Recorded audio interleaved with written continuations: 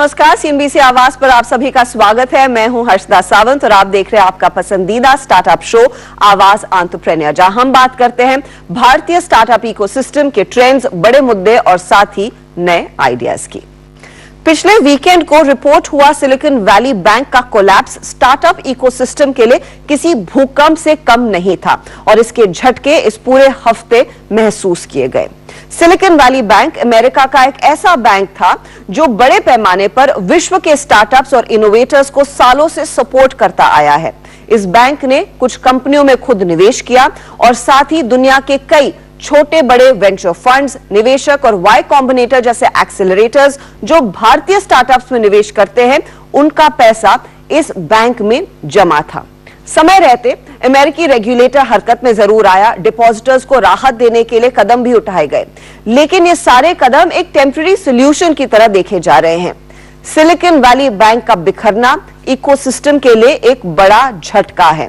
आज आवाज एंटरप्रेन्योर पर हम इस क्राइसिस का भारतीय स्टार्टअप्स पर किस तरह का असर पड़ रहा है, यही टटोल रहे हैं। और मेरे साथ हैं वेराक के फाउंडर राहुल माथुर। इनकी कंपनी का कुछ पैसा सिलिकॉन वैली बैंक में डिपॉजिटेड था।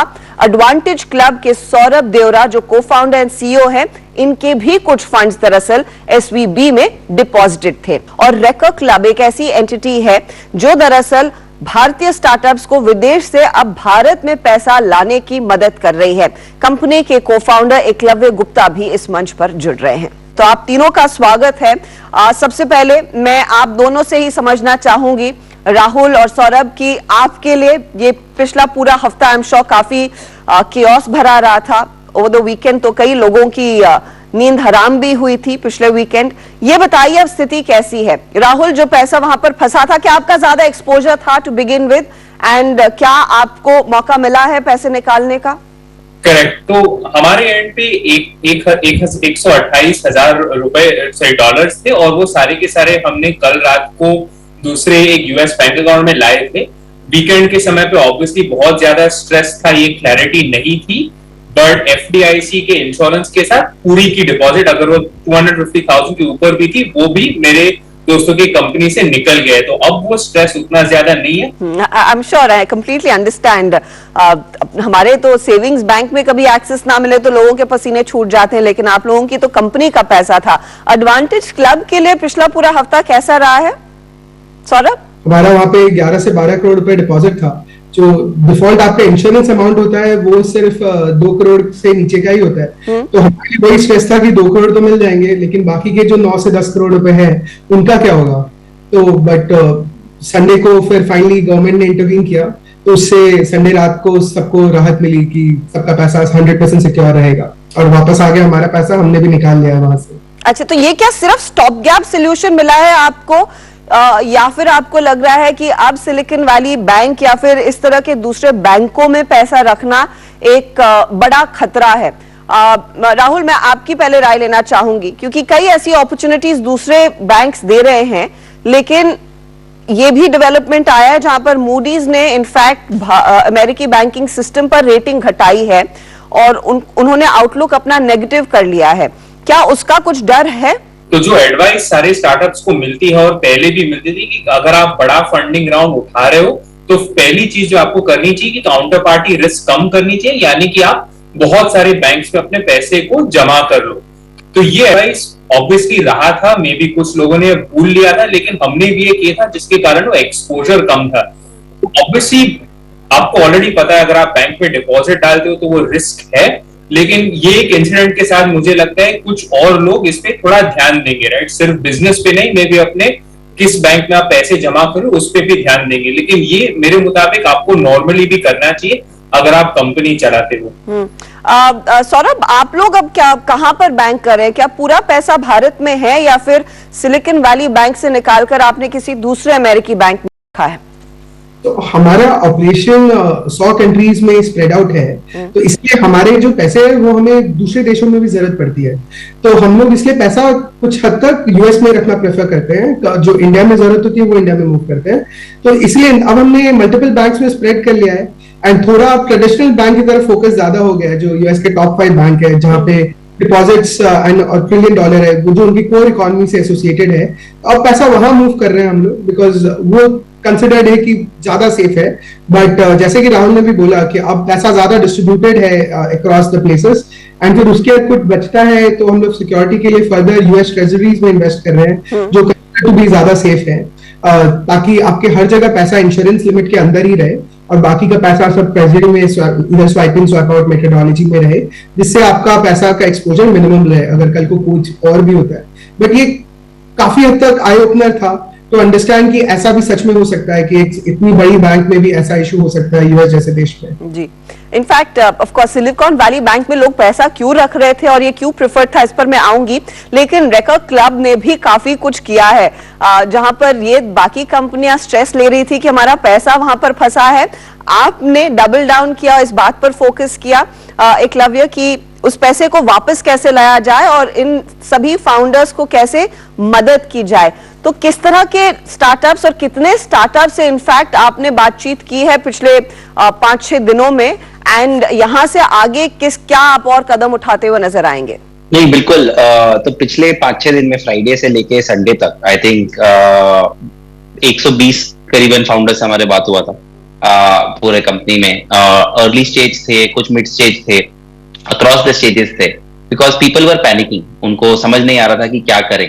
तो आई थिंक ज्यादा पैनिक बचाने के लिए 2-3 ऑप्शन जो हमने लाए रेकर क्लब के थ्रू, उनको क्रेडिट लाइन एक ऑप्शन देने के लिए, बिकॉज ये इंडियन स्टार्टअप्स हैं तो इनके कुछ बिजनेस इंडिया में भी हैं और कुछ बिजनेस बाहर है। बैंक अकाउंट बाहर थे, इंडिया में भी थे, तो एटलीस्ट इंडिया बिजनेस के अगेंस्ट एकदम से कितना क्रेडिट लाइन मिल सकता है इंडिया में, वो हमने अपने फंड्स अपने इन्वेस्टर्स के साथ मिलके उनके लिए $15 मिलियन का क्रेडिट लाइन ओपन किया था, ताकि इमीडिएट अगर कुछ भी पैनिक या भगदड़ मचता है तो उनके पेरोल्स, क्योंकि मार्च आने वाला है, 10 दिन 15 दिन में पेरोल्स थे, तो लोग एकदम घबरा गए थे कि पेरोल फंडिंग कैसे होगा। तो उसके लिए हमने ये प्रोग्राम लॉन्च किया था कि उनको इमीडिएट कैपिटल मिल पाए 2 महीने 3 महीने के लिए, ताकि कुछ भी अगर नहीं होता, राइट, लाइक FDIC से और आगे फेड से वो पैसा नहीं निकाल पाते हैं तो उनको घबराने की जरूरत नहीं है, क्योंकि बहुत अच्छे क्वालिटी के बिजनेसेस हैं, ये अच्छे वेंचर फंडेड हैं, बिजनेस अच्छे हैं, तो वो इमीडिएट पैसे के चक्कर में वो रुके ना, तो वो हमने चालू किया था।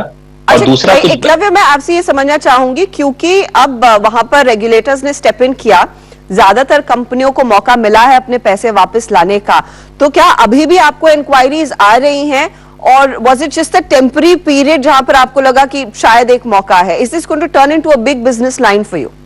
आई think long term trend shift हम देखेंगे धीरे धीरे। ऐसा नहीं होगा कि सब कोई शिफ्ट करेगा, बट डाइवर्सिफिकेशन, व्हाट राहुल जो बोल रहे थे, राइट, तो कुछ लोग कोशिश करेंगे कि गिफ्ट सिटी जो जैसे इंडिया ने चालू किया है उसमें आपको सारे बेनिफिट्स मिलते हैं जो आपको फॉरेन अकाउंट्स में मिलते हैं, बट स्टिल आपका पैसा इंडिया ज्यूरिसडिक्शन में रहता है। तो कुछ लोग गिफ्ट सिटी के ऑप्शंस को एक्सप्लोर कर रहे हैं लॉन्ग टर्म भी। हम लोग 15-20 कंपनी से बात कर रहे हैं, इवन आफ्टर FDIC इंटरवीन्ड, कि उनके पैसे को, उनको कैसे थोड़ा पैसा गिफ्ट सिटी में रख पाए, ताकि जो एटलीस्ट उनके इंडिया के ऑपरेशंस हैं वो गिफ्ट सिटी से इंडिया बिजनेस में आराम से यूज हो पाए, क्योंकि with in India money flow easy रहता है। तो लॉन्ग टर्म शिफ्ट हम जरूर देखेंगे, बट ऐसा नहीं है कि सारे बिजनेस यूएस से शिफ्ट होके इंडिया की तरफ आ जाए, तो क्योंकि लोगों के बिजनेसेस बाहर हैं तो मिक्स रहेगा। But we will definitely see that कि थोड़े लोग शिफ्ट कर रहे हैं गिफ्ट सिटी में और इंडिया में पैसा रखना। तो बेसिकली एक ऑप्शन मिल रहा है कि अगर आपको बहुत ज्यादा तनाव हो रहा है तो आप गिफ्ट सिटी में भी पैसा पार्क कर सकते हैं और आपको शायद वही सहूलियत मिलेगी। चर्चा में लेंगे एक छोटा सा ब्रेक, लेकिन आगे क्या रैमिफिकेशंस हो सकते हैं इस क्राइसिस के ओवरऑल इकोसिस्टम पर, फंडिंग एनवायरनमेंट पर, उस पर भी बातचीत होगी ब्रेक के बाद। Welcome back. Silicon Valley bank का जो कोलैप्स हुआ है उसका भारतीय इकोसिस्टम पर क्या इंपैक्ट आ रहा है, इसी पर बात कर रहे हैं हम इस हफ्ते। मेरे साथ है वेरॉक के को फाउंडर राहुल माथुर, साथ ही साथ एडवांटेज क्लब के को फाउंडर सौरभ देवरा और रेकर क्लब के को फाउंडर एकलव्य गुप्ता। ये मुझे बताइए राहुल, ये सिलिकॉन वैली बैंक में आप जैसे स्टार्टअप्स प्रेफर क्यों कर रहे थे अपना पैसा रखना? क्या एडवांटेजेस थे और क्या कुछ दूसरे प्लेयर्स ग्लोबली या भारत में वही सेवाएं देने के लिए तैयार हैं? ये एक अच्छी सवाल है और मैं आपको खुद अपने दिल से ये कह रहा हूं, मैं फर्स्ट टाइम फाउंडर था, 22 इयर्स का था, और जो एडवाइस सब लोग यानी कि सीनियर फाउंडर लोग यानी कि रेजर पे के फाउंडर्स जो हमारे इन्वेस्टर्स है वो सब ये कहते थे कि जब आप यूएसए में फंडिंग उठाते हो वो प्लीज अपने सिलिकॉन वैली बैंक अकाउंट में डाल दो, उनके साथ अकाउंट खोल दो। और एक सिंपल सा रीजन ये है कि पिछले 40 सालों से उनकी टेक्नोलॉजी सेक्टर की जो एक्सपीरियंस रही है वो एकदम बहुत ही अच्छी है। और मैं आपको ये भी कह सकता हूँ उनके साथ 2 साल बैंकिंग में जो मेरी एक्सपीरियंस रहा है वो बहुत ही अच्छा था। सिर्फ ये एक छोटे से प्रॉब्लम के साथ ऑब्वियसली उनका नाम में भी थोड़ा खराब हुआ है। और जो एडवाइस हमको मिलती थी इन्वेस्टर से वो थी सिलिकॉन वैली बैंक के साथ प्लीज अकाउंट खोल देना, उनके पास टेक्नोलॉजी सेक्टर की एक्सपीरियंस है। 2.5 years पहले जब हमारी एडमिशन वाई कॉम्बिनेटर में हुई थी उस समय ब्रेक्स, मर्क्यूरी जैसे ऑप्शंस नहीं थे जो आज यूएसए के स्टार्टअप्स के पास है, और इंडिया में भी रेजर पे और कुछ दूसरे ऑप्शंस भी नहीं थे। तो वो ऑब्वियसली कुछ चेंजेस आए हैं। एडवाइस हमेशा ये रहा है कि सिलिकॉन वैली बैंक एक टॉप चॉइस है, कोई फोर्स नहीं करता है, ये सिर्फ एडवाइस रहा है इन्वेस्टर्स के एंड से। जी हाँ, क्योंकि शायद इन्वेस्टर्स भी उस बैंक के साथ काफी समय से बैंक कर रहे थे, लेकिन अब क्योंकि थोड़ी सी खटास आ गई है इस पूरे सिचुएशन में, सौरभ गोइंग फॉरवर्ड क्या आपको लग रहा है उस तरह के ही ऑप्शंस आपको भारत में मिलेंगे? जो रेकर्ड दे रहा है, जो रेजर पे ने भी एक खास डेस्क खोला है, क्या उसको आपने टटोला और क्या वो वायबल रहेगा इस समय भारतीय स्टार्टअप्स के लिए? हाँ, हम लोग भी गिफ्ट सिटी में भी अकाउंट खोल रहे हैं, चाहे डायरेक्टली या रेजर पे के थ्रू या रेकर्ड जैसे सॉल्यूशंस के थ्रू। तो बट जो लॉन्ग टर्म रहेगा, आई थिंक ऐसा नहीं होगा कि सब कुछ गिफ्ट सिटी में ही मूव कर जाएगा। जैसे कि बाकी पैनलिस्ट ने भी बोला कि डाइवर्सिफिकेशन होगा एंड कुछ ज्यादा फोकस रहेगा यूएस में ट्रेडिशनल बैंक्स की तरफ जाने की तरफ। क्योंकि आपने गिफ्ट सिटी के ऑप्शंस ऑफ कोर्स समझे हैं, लोगों को समझा भी रहे हैं। एकलव्य, बताइए क्या बेनिफिट्स गिफ्ट सिटी देगा वीज़-वी जो शायद ब्रेक्स और मर्क्यूरी इस समय यूएस में बैठे बैठे दे रहे हैं? Is it on par? तो क्यों अकाउंट नहीं खोलते थे? क्या क्योंकि कैपिटल अकाउंट फ्री मूवमेंट नहीं है, तो क्या मनी इन मनी बाहर निकालने के लिए आपको अप्रूवल्स चाहिए होते हैं, लिमिट्स होती हैं, इसीलिए ज्यादातर लोग इंडिया में इसके जाते थे। तो गिफ्ट सिटी ने वो हटा दिया है। गिफ्ट सिटी वाइल इंडिया में है प्रेजेंट, बट सारे बेनिफिट्स जो फॉरेन अकाउंट्स में मिलते हैं वो आपको गिफ्ट सिटी में भी मिलेंगे कि कोई भी इन्वेस्टर फ्रीली पैसे डाल सकता है, फ्रीली निकाल सकता है, या कोई भी बाहर से। दूसरा आई थिंक एक बेनिफिट जो है जिसपे गवर्नमेंट और बैंकिंग इंडस्ट्री बहुत काम कर रही है कि क्योंकि इंडिया में बहुत लोगों के कॉस्ट होते हैं, technology team, outsourcing team India में रहती है बहुत सारी, तो लोगों को पैसे तो ट्रांसफर करने ही होते हैं अपने यूएस अकाउंट से। तो वो अगर पैसा गिफ्ट सिटी में रखा है तो वहां से ज्यादा जल्दी इंडिया ट्रांसफर हो सकता है वो पैसा। 1 दिन, 1.5 दिन, 2 दिन आपको वेट नहीं करना पड़ता है, जो आपको यूएस के बैंक अकाउंट से ट्रांसफर में करना पड़ेगा। और दूसरा आपका जो ट्रांजैक्शन कॉस्ट होता है, चाहे परसेंटेज में वो छोटा लगता है बट एब्सोल्यूट नंबर में over a period of time से थोड़ा ज्यादा हो जाता है, वो भी कम होगा गिफ्ट सिटी से इंडियन अकाउंट में। तो इंडियन फाउंडर्स के लिए क्या फायदा है कि एकदम इंडियन करंट अकाउंट के जैसे यूज होता है गिफ्ट सिटी का अकाउंट, और फॉरेन इन्वेस्टर्स के लिए क्या फायदा है कि उसको सारे बेनिफिट्स मिलते हैं जो फॉरेन अकाउंट को मिलते हैं जी। तो इसीलिए वो विन विन है और काफी बेनिफिशियल रहेगा over a period of time. अब सवाल ये उठ रहा है राहुल कि क्या ये एक बड़ा धक्का ओवरऑल स्टार्टअप इकोसिस्टम पर है?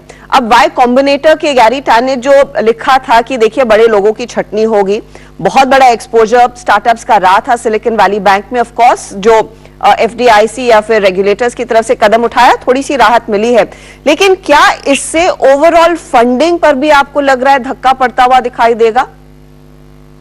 मेरे मुताबिक जो हुआ है सिलिकॉन वैली बैंक के साथ, ये होपफुली सिर्फ सिलिकॉन वैली बैंक और 1-2 दूसरे छोटे बैंक के साथ ही होगा, ये सिस्टम वाइड एक्सपोजर नहीं रहेगा। और हम भी एक वाई कॉम्बिनेटर बैक्ड कंपनी है, और गैरी की जो मे बी ब्लॉग पोस्ट जो कि दूसरे लोगों को दिखाई दी है, वो उस समय लिखा गया था जब फेडरल रिजर्व ने सिस्टेमिक रिस्क एक्सेप्शन बुलाया नहीं था। हाँ। वो सिस्टेमिक रिस्क एक्सेप्शन के साथ जितने भी सारे जो अनइंश्योर्ड डिपॉजिट्स थे उनको भी कवर किया गया था उनके डिपॉजिट इंश्योरेंस फंड के द्वारा। सौरभ, आपने आई एम श्योर आपने इन्वेस्टर से बात की हो, वाई कॉम्बिनेटर ने जिसने इनफैक्ट आप दोनों की कंपनियों में पैसा लगाया है, उन्होंने इनफैक्ट ये भी कहा कि अब वो लेटर स्टेज फंडिंग नहीं करेंगे। अब ये कोइंसिडेंस हो सकता है कि इस समय वो अनाउंसमेंट आ रहा है, या फिर उनको वाकई में लग रहा है थोड़ा सा you have to sit back, take it easy.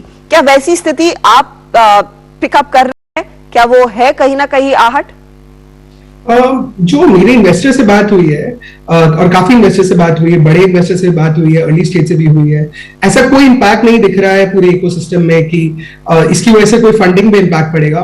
जहां तक वाई कॉम्बिनेटर का अनाउंसमेंट का सवाल है, वो आई थिंक उनका पहले से ही डिसीजन था। उन्होंने वो ब्लॉग में भी क्लियर किया है कि ये डिसीजन इससे रिलेटेड नहीं है, पहले से ही है, तो it's more of a coincidence ही है। सवाल ये भी है और इसकी काफी आलोचना हुई थी कि जो भी वीसी सिलिकॉन वैली बैंक को यूज कर रहे थे, they've been so called venture capitalist के साथ यही होता है ना, क्योंकि हम ज्यादा रिस्क लेते हैं तो हमारी ट्रीटमेंट अलग होनी चाहिए, जो ऑफ कोर्स हम भारत में लगातार आप लोग कई दफा मांगते आए हैं कि क्या वो रिस्क एपेटाइट कहीं फीकी ना पड़ जाए, क्योंकि मूडीज का जो बयान आ रहा है, जो ओवरऑल इकोनॉमी का हाल है अमेरिका में, उसका कुछ रिपल इफेक्ट ना आए।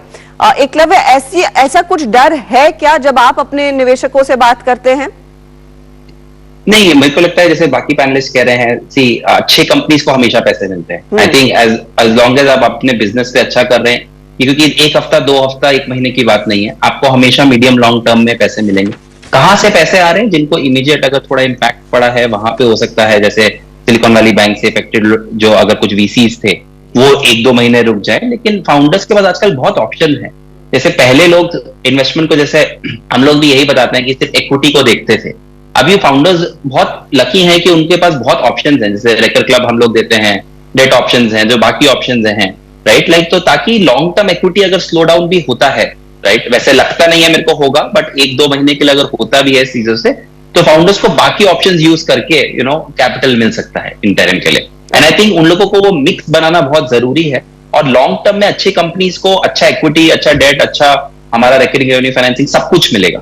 तो अगर वो ध्यान अपने बिजनेस पे रखेंगे तो I don't think it should matter to quality company, उसी हिसाब से चलेगा। ये एक अच्छी चीज आप और सौरभ कह रहे हैं कि अच्छी कंपनी को फंड जरूर मिलेंगे अगर आपकी चीजें इन ऑर्डर हैं, लेकिन क्या लोग उतने ही ओपन होंगे स्टार्टअप्स के साथ इस क्राइसिस के बाद बिजनेस करने के लिए? राहुल, इस पर कोई टिप्पणी?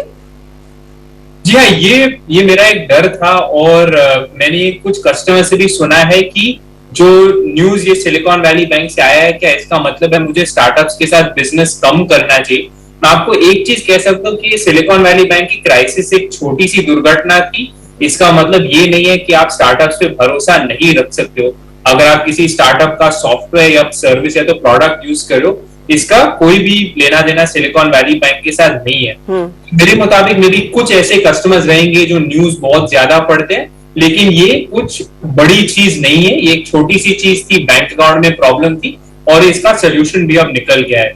तो मेरे मुताबिक अगर आप किसी स्टार्टअप से सर्विसेज यूज करें, उसके बारे में आपको टेंशन बिल्कुल भी नहीं लेनी चाहिए, वो बिल्कुल से ठीक चलेंगे। चलिए, ये बहुत ही इंटरेस्टिंग चर्चा हुई है और मैं आप तीनों का बहुत बहुत शुक्रिया अदा करना चाहूंगी हमारे लिए समय निकालने के लिए, क्योंकि इतना बड़ा मुद्दा आप लोगों ने समय निकाला। ऑफ कोर्स रेकर ज्यादा से ज्यादा लोगों को ऑनबोर्ड करने की कोशिश में है, आप अपने बिजनेस पर फिर से फोकस करने की कोशिश में है इस समय। बहुत बहुत धन्यवाद राहुल, एकलव्य और सौरभ हमारे लिए समय निकालने के लिए। धन्यवाद, थैंक यू। इसी के साथ आवाज एंटरप्रेन्योर में इस हफ्ते हम भी आपसे लेंगे इजाजत। आपको ये चर्चा कैसी लगी, इसका फीडबैक आप हमें जरूर दें। अगले हफ्ते फिर मुलाकात होगी। Good bye, take care.